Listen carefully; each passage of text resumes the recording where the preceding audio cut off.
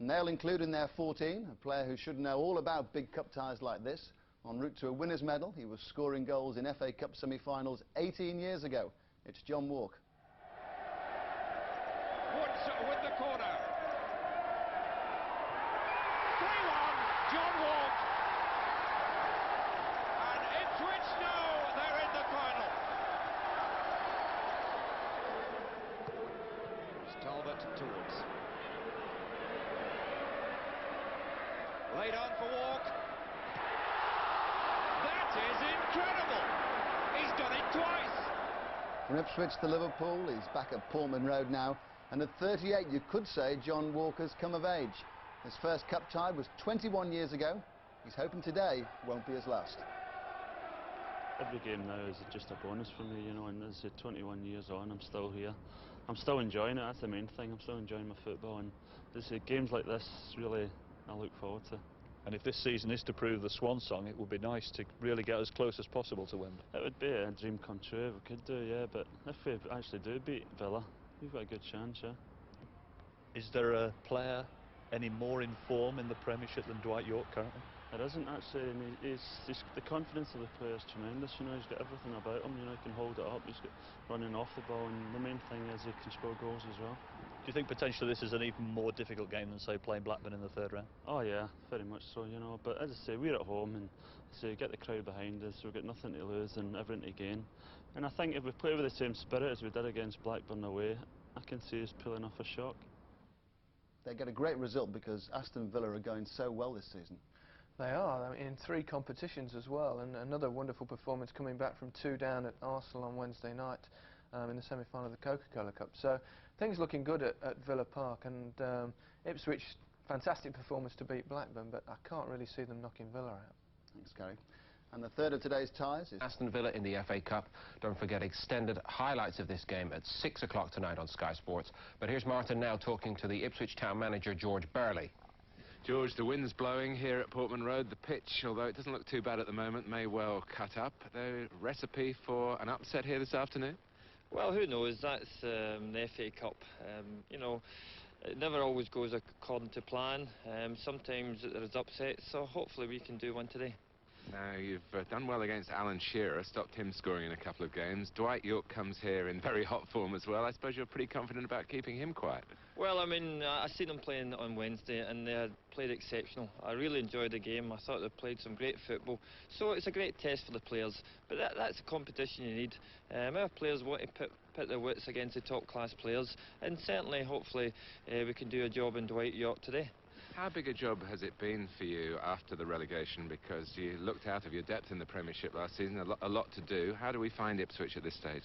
Well, that's right. It was a very difficult season. We were struggling to compete in the Premiership. We lost a lot of games, and certainly it was hard trying to change things. This season, certainly we've had a fresh approach. We've scored 50 goals in the league so far, playing some good football, and certainly there's encouraging signs. There are similarities with you and Brian Little, because you've come back to a club that you serve with distinction as a player. How much is that a factor, the manager with the heart in the club, really? Well, I think it's a big factor, because in football, usually there's a club where you spend most of your career with. I was brought up at Ipswich as a 15-year-old, played 500 games, and I've always had a feeling for the place. And I think when you've got that feeling, you've got a great desire to come back one day and try and get things right at the club. And of course you and John Walker, who's one of your coaching assistants, won the cup back in 1978. Memories flooding back this week? Well, that's right. I mean, everybody in Ipswich remembers the FA Cup 78, and people expect you to do the same again. In those days, we had 12, 13 international players. We were in Europe 9 out of 10 seasons. So there's a great feeling about the place, and they expect good quality football.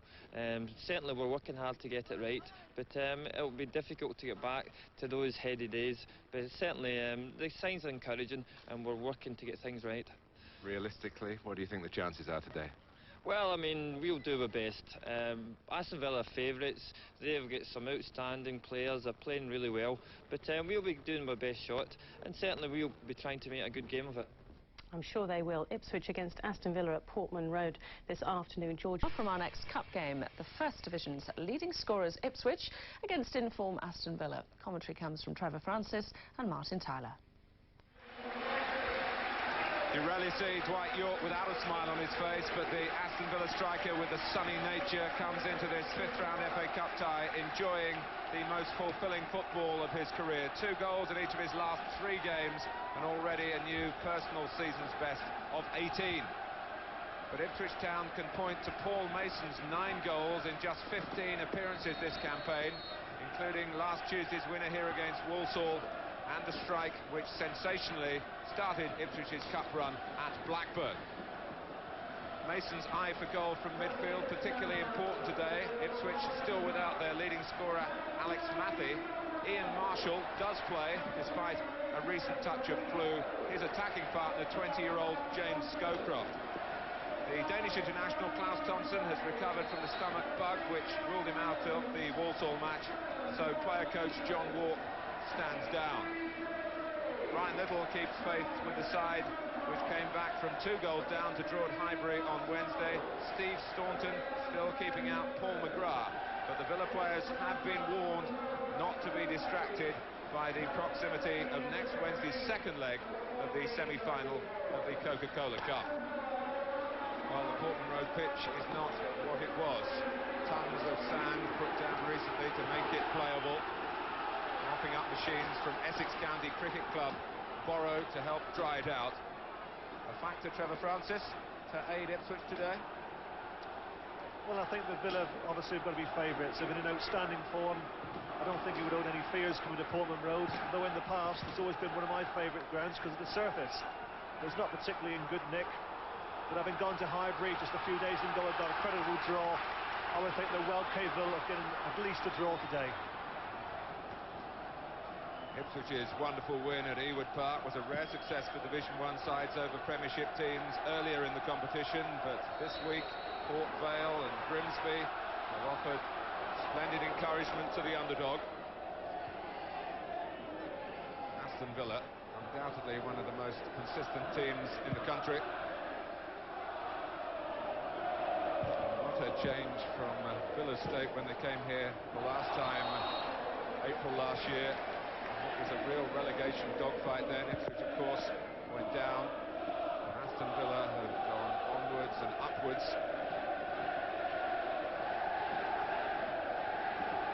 But Ipswich, in their own way, have been rebuilding for this season. And this cup progress represents some return on the new policies, starting with the new chairman. Away by Staunton.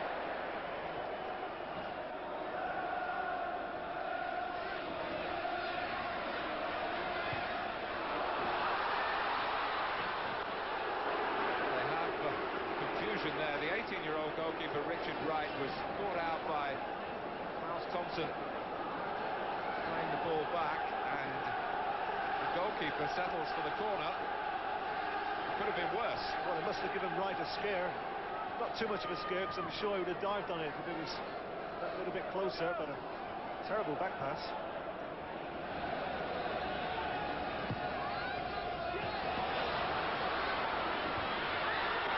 Here's Yorke with an early chance.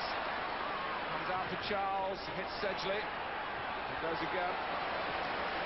Well, Steve Sedgley, cup winner with Tottenham in '91, also with Coventry as a non-playing substitute in '87. He knows a thing or two about this competition, and he was in the right place then. Dwight Yorke's been in such good form lately.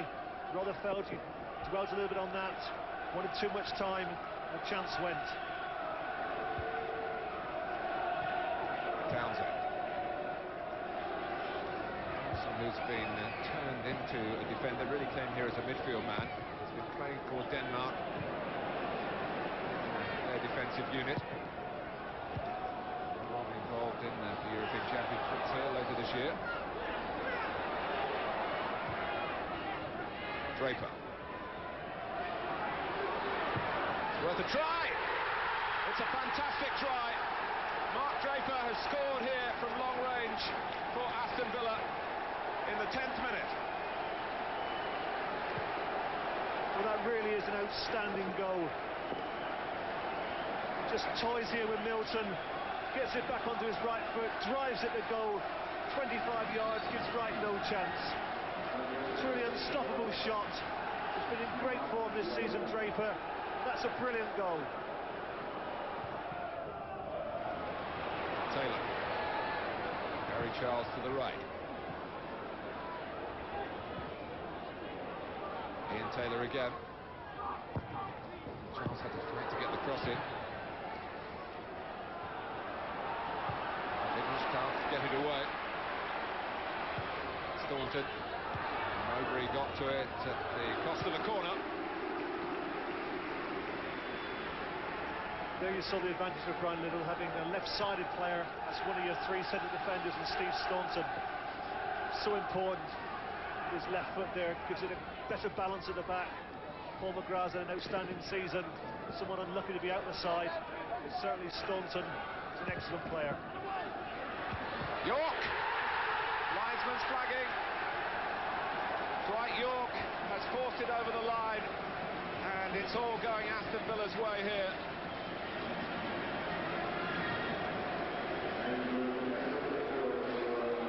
Paul Vosper was perfectly placed to help the referee. And as the corner is swung in from Draper, just look at the marking here. Dwight York just comes off his marker. I think it's Terry Coe. Simple header, keeper gets his foot to it. Stockwell unable to keep it out.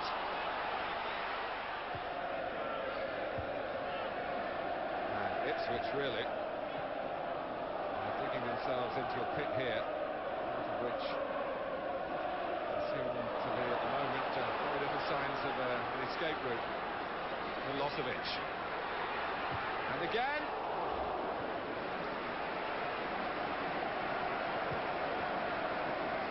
Well, you could see that he didn't want to hit it with his right foot. He certainly favours his left. He's never afraid to shoot.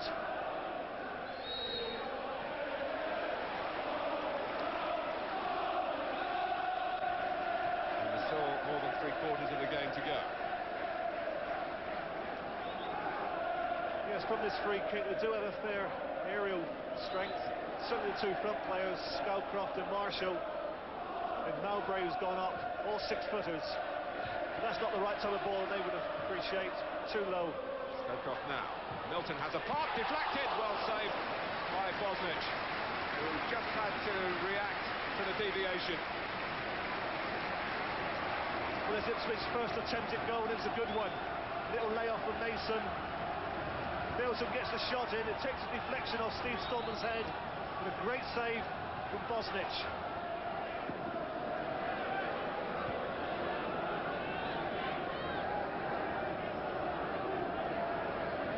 5 minutes gone. Very profitable times for Aston Villa. Goals from Mark Draper and Dwight York, but from Marshall's intervention, Scowcroft. And Staunton's got to hook it away. And wow.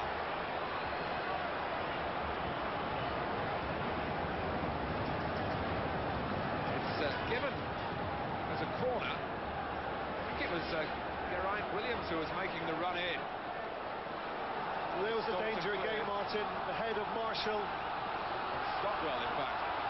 It nearly, if it had hit Stockwell, it would have flown in. But it is a corner, which Steve Sedgley takes. Mowbray wins. Scowcroft! Suddenly it's busy in the Aston Villa penalty area. And it's a cracking cut time. Well, there's certainly a danger in there, Ipswich, as you would expect with so many big headers of the ball. This time the young lad Scowcroft gets a header. Marshall. Mason. Well, he couldn't quite come up with it again, the player who scored the 2 goals that Ipswich have managed to get this far in this competition. Good little build-up this from Ipswich. Marshall lays it off. First time shot from Mason. Very close.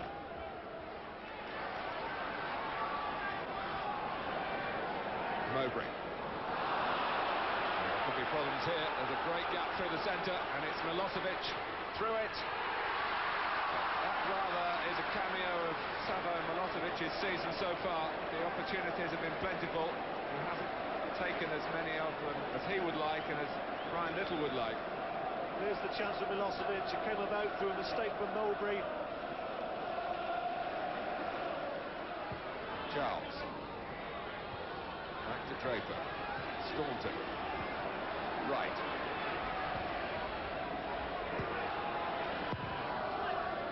Taylor Milosevic.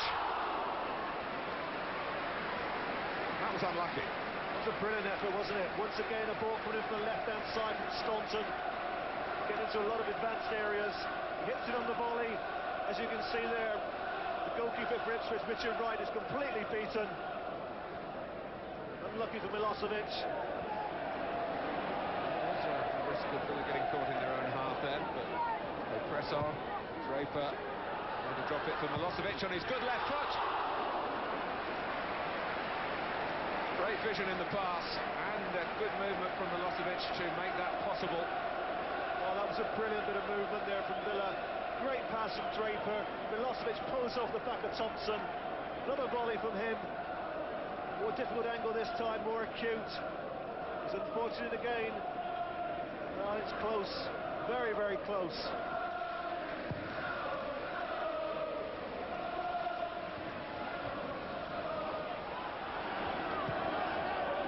Milton. Williams. It's neatly done. To get it into the feet of Marshall, they've done that. For Milton, it's great play by Ipswich, and if the pass had just been directed slightly nearer to Milton's run, it would have been a wonderful opportunity. Well, it's not been the first time that these two players have linked up during this game. Nice little ball from Milton. Marshall shows good vision. Milton continues his run, but Bosnich is quick off his line. Charles, who went to Wembley 5 years ago with Nottingham Forest in the FA Cup. Played against Tottenham, of course. The two clubs have a 1996 rematch on Monday night, which we'll see live on Sky Sports. Right. In for Ian Taylor. It's 3-0, a glancing touch, perfectly angled, and Aston Villa extend their lead 9 minutes into the second half. Well, there's another good ball in from Staunton. Great header from Ian Taylor. I watched him many times at Port Vale. This I saw him do on numerous occasions. Gets forward so well.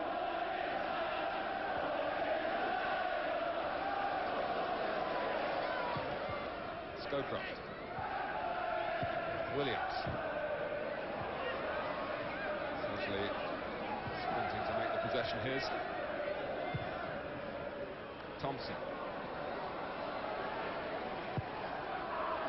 And to thread it through for Stockwell. It's Milton. And the big frame of Echiog, he spread himself then to get into the line of the shot to make sure Bosnich wasn't required. Yeah, it's a tremendous block from Echiog, because I think that was going into the back of the net. I think Bosnich would probably been beaten by that shot from Milton. Marshall stays on his feet with the ball, and then some composure was required, really. Ian Marshall didn't have it. There was a run towards the near post.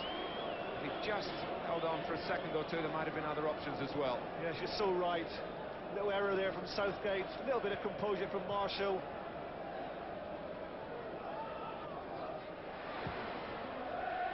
Stockwell. Milton. Oh, deflects off Staunton! And not the stroke of luck that Ipswich are badly in need of. No, they need a deflection, but they need a deflection with a little bit more pace on it. We've said that Milton's most likely to score. Certainly doing his best, this time with his left foot. Another deflection of Staunton. There was one in the first half, which made Bosnich into a great save. That time, a little bit more comfortable. Simon Milton's very proud to be a professional footballer. He came into the game late, but he's put in the best part of 10 years service here at Ipswich. If he gets another contract, and certainly on today's display, you would say he would. For next season, he will start to qualify for a testimonial. A chirpy character. He's got his own business outside football. Enjoys the media work as well when the time permits. What we said, Martin, that Milton's come the nearest to scoring for Ipswich. We may have been wrong there. It could have been Staunton. Two deflections. Yeah. Exactly. Now Marshall. Rico cutting in from the left. There's a bit of space that Sedgley can fill, and to measure across here. The height of Scowcroft. For Milton. And still it won't happen for Simon Milton. Not for the want of trying. That was good play. Good ball from Sedgley. Scowcroft, good little header back. Milton there again. Linking well with the front players. Good block from Southgate. Unlucky for Milton. Corner for Ipswich. Still hanging on to some hope. 3-0 down. Not going to George Burley's plans. No, I would think that after an hour of this game now, the side's 3-0 down, he's going to consider making 1 or 2 tactical changes. Taylor. Milosevic. Taylor with that easy stride of his goes down the left, but Milosevic makes his own ground. Still Savo Milosevic weaving through, and true to type, if you like. You just feel, you can see why he scored all those goals for Partizan Belgrade, because he makes so many chances. Well, it's an absolutely brilliant run. Turns Sedgley, the last man, inside out, flips it over the advancing right, but puts it the wrong side of the post. Oh, you wish for him to score. Not because I'm an Aston Villa supporter, but he does so much good work. The only thing that's lacking at the moment is just that killer finishing touch. He's had 4 great opportunities today and missed on every occasion. He really does deserve a goal.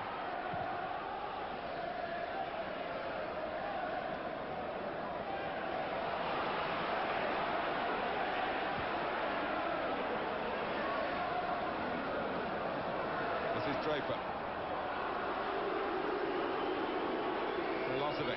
Milosevic is round the goalkeeper, he's down, and he's not going to get a penalty.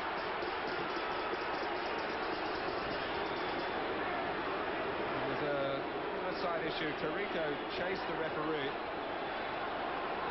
Well, here we see Milosevic, once again, great work, turns Sedgley inside out, the keeper advances, goes past him. Well, there's no contact there. I've seen referees put players for simulating a foul. You can see there's no contact at all from right. That's the side of Milosevic that I don't particularly like. I much prefer him just to stick the ball in the back of the net. Well, there are going to be substitutions now for both sides. That's Ullenbeek, the Dutchman in his first season in English football. Comes on for Ipswich, and the familiar figure of Paul McGrath, replacing Mark Draper. Well, Ipswich are really getting cut apart now. If they're not careful, they could lose this by 5. Milosevic again.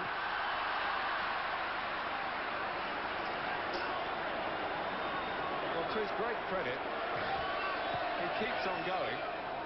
Well, he goes past players as well as any player in the Premiership. Unfortunately, his finishing is somewhat lacking. If he could finish, he'd have 30 goals now this season, be the top goal scorer. Aston Villa, well, they haven't won anything this season, but they continue to impress in the major matches. Ullenbeek. Well, Scowcroft could have gone for it. That seemed to deceive Echiog. And then Marshall couldn't make anything of the loose ball.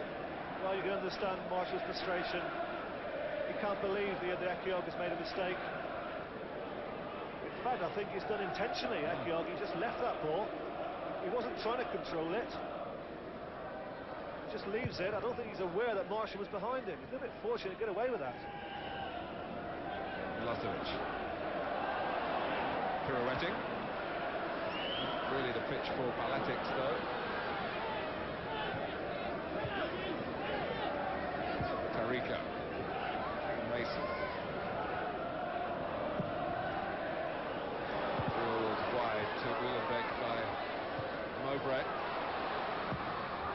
Good play by the Dutchman. And it's turned in by Paul Mason. So another FA Cup goal for him. Villa have been penetrated, but surely it's come too late for Ipswich. Well, Mason does earlier because he gets across the front to Southgate. It's not Southgate, in fact, it's Townsend. Just sneaks it in the near post. Bosnich gets a hand to it. I think the pace of the ball certainly beats Bosnich. Good wing play there from Olympic, who's come on his sub. Well, it might not mean any progress for Ipswich, but for a minor FA Cup miracle here in the minutes that remain. But Paul Mason, there's been talk about him wanting to get back to his native Merseyside, and his credentials is really spelling out. It's only his 16th appearance in Ipswich's senior side this season, and 10 goals now from midfield. Well, I don't think for 1 minute it's going to affect the outcome of this game, but I think that Ipswich have played a big part in this outstanding cup tie, and they certainly deserve that goal. Aston Villa looking to re-establish themselves. They've got a corner.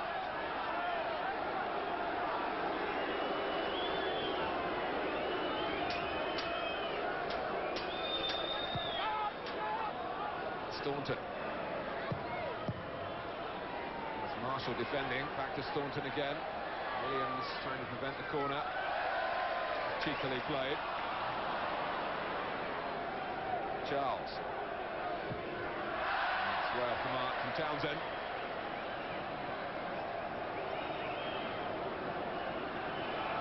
Well, despite Villa being 3-1 up and only 5 minutes remaining in this game, they still sent the two big centre-halves, Ekiog and McGrath, forward, trying to get a fourth goal. Very adventurous approach from the manager, Brian Little. He's not prepared to settle for 3-1. Well, the only time he's really been on the defensive this season, he picked a cautious lineup for the league game at Arsenal earlier in the Premiership campaign, and Villa really were second best that particular day, and he's virtually vowed never to do it again. Ipswich have certainly had something to remember from their FA Cup exploits this season. Do something that's been beyond the Premiership clubs to win at Blackburn.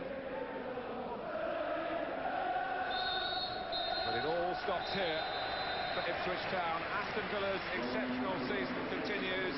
The Coca-Cola Cup semi-finalists are now in the quarter-finals of the FA Cup. They got to grips with it early. Mark Draper and then Dwight York with his 19th goal of the season. And then Ian Taylor in the formative minutes of the second half.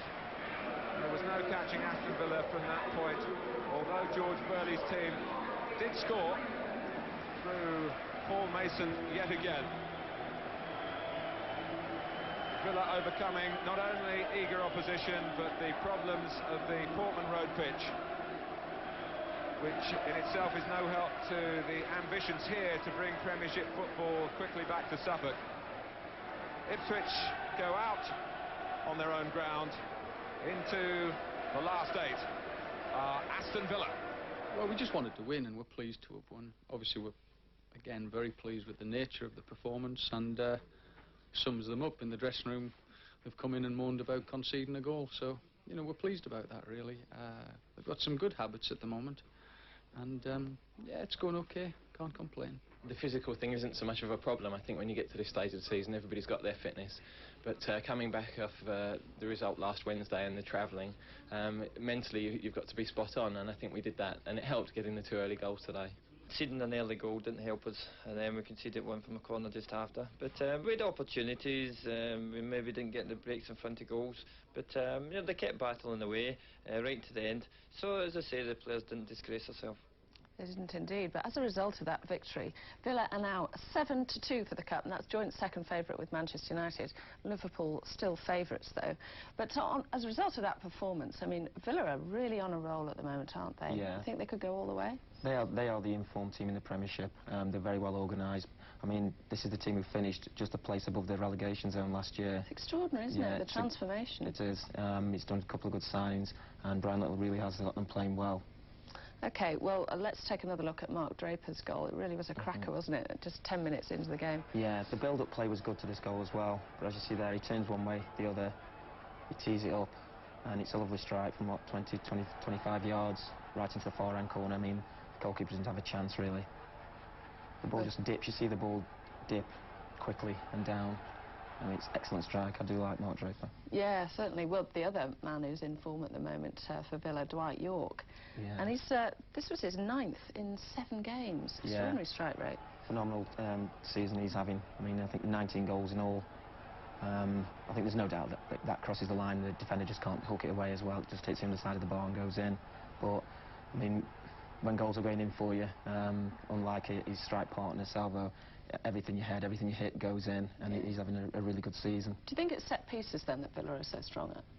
I think just their general play. I mean, they're playing that system with 3 defenders at the back with the 2 wide players pushed on, and they're playing it really well. Defensively, they're disappointed at conceding a goal there. They just said when they went in, and they're creating lots of chances. So, you know, they're a great unit.